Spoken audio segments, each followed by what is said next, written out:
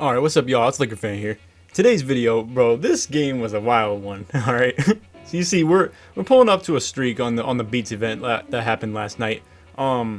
So, long story short, and I don't want to give away too much of what happened in this game, but bro, it was a grind. It was an ugly game, and really what I want to bring you guys in this one is really just that, like, the game is not gonna always be just, you know, roses and flowers. Like, that's the same thing. Bro, it's not gonna be a pretty game every single time that I upload one of my videos. And also, one thing that really sucked about this event was like kind of the visual effects, so I apologize if it got in the way of your viewership at all. But listen, I really did want to bring this to you guys, bro. I was tired too. I was like, my eyes are killing me because of this dang event right here. Like, bro, look at this. You can't see anything. Like, it's just crazy. But anyway, you see I'm out here rocking with Kitchen as always, and then Dope at 2. My boy's gonna change his gamer tag and YouTube name back to back to something to do with Dope, because my man's out here he's tired of me calling him Dope when it's like Playboy pull-up. But anyway, as you can see, they got Playmaking Shot Creator 3 and D at the 2. I've never even seen that title either, but Paint Beast at the 3. So really what their lineup consists of is the exact same thing as ours, basically. Just 2-man pick and roll game, simple as that. Our point guard on their point guard, their big on our big.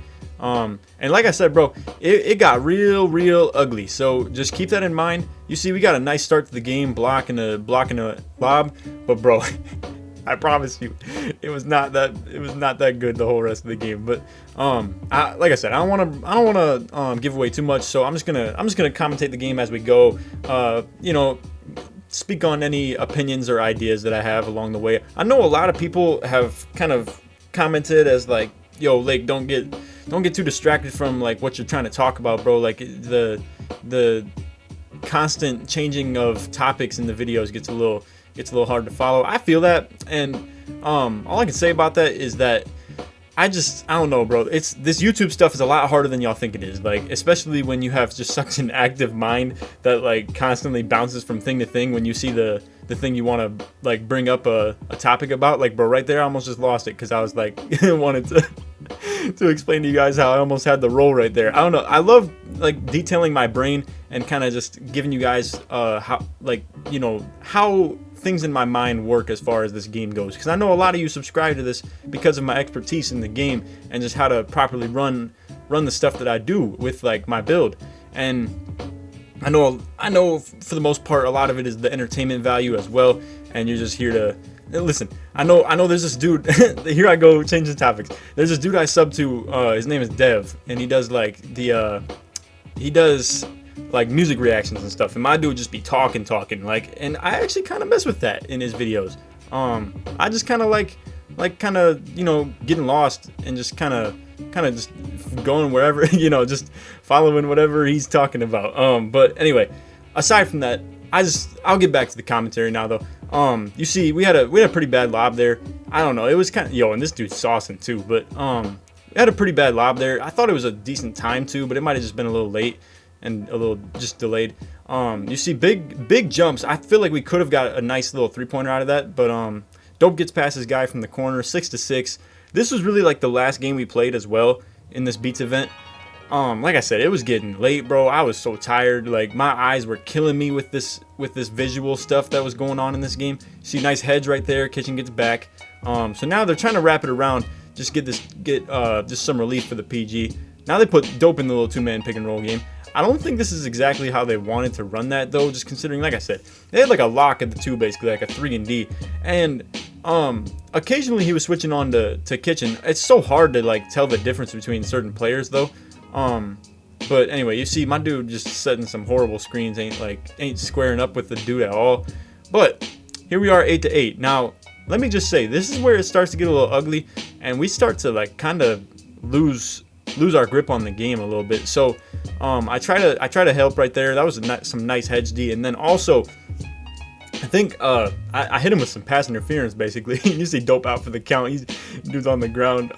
Now this dude right here, I was real worried about that pass, but thankfully we get it through. I don't know.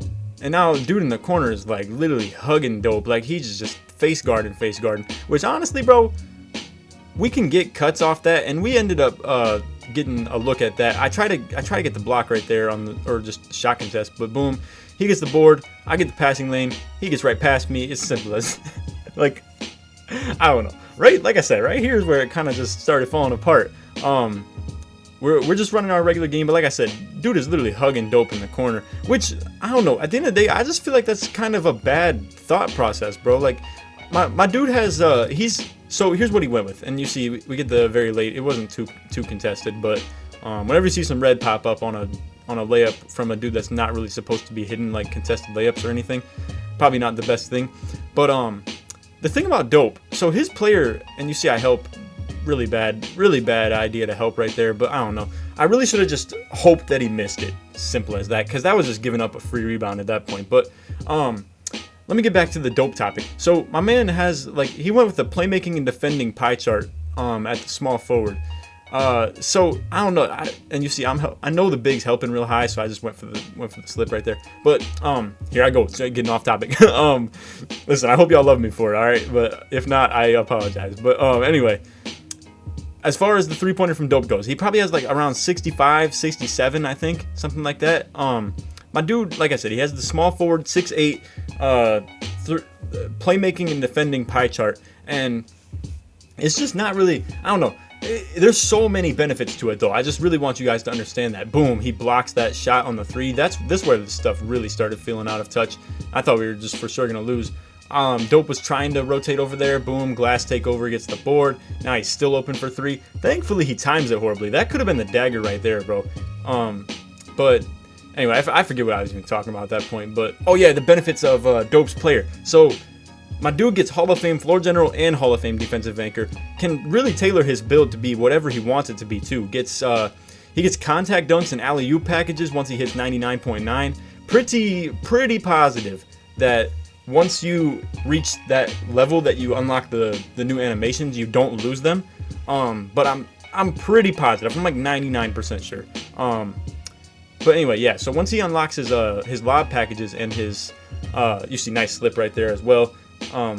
Once he unlocks his lob packages and his like contact dunks, and then I think he gets like some specific layup packages too. Like I said, dude's three-pointer is gonna be nuts. Well, not crazy, but it's gonna be nice to improve it. And then we need Kitchen to just get some dimer up is really all. And I feel like Dope should be fine. My dude still doesn't have his hot zones, or he only has like 4 shooting badges right now too. Obviously, like I said, Dope's a very casual, while still kind of balancing between being a comp player basically. Anyway, right here I think is where I'm supposed to switch over. My bad. I didn't exactly edit. Yeah, perfect. Okay, cool. I'm glad that we didn't get through much of that hassle. I should have taken that layup up, bro. That was a horrible time to not do it. But anyway, Dope gets open off the cut because they're hugging him so much, and then he just ends up hitting me on the lob. So right now, you can see it's 16-14. We're on our way back up, but like, bro, it's still kind of a struggle. Right here, I was freaking out, bro. I was like, oh no, like I knew Kitchen was gonna like low-key kind of get in my way on that, but I knew I couldn't like stop him from guarding the dude at the perimeter. So I was literally just like screwed, bro. I was just worried that I was for sure gonna give up an easy 2. And honestly, right now, we really don't need that. Like, we need to get as many, just as good of a stop as possible. Now, if he gets an open 2 like he does right there, nothing you can really do about it. Like, I just didn't want to give up a free, like, paint lane and just, like, give up easy 2 points. But anyway, 18-14. I know a lot of people, when you feel this score right here, you just kind of be giving up because you know they're just going to 3 up on you, especially with an inside big build like mine. So anyway, Dope gets the open 3, and okay, so thankfully I get that long rebound. Boom, I thought I had Kitchen for a 3 right there, bro.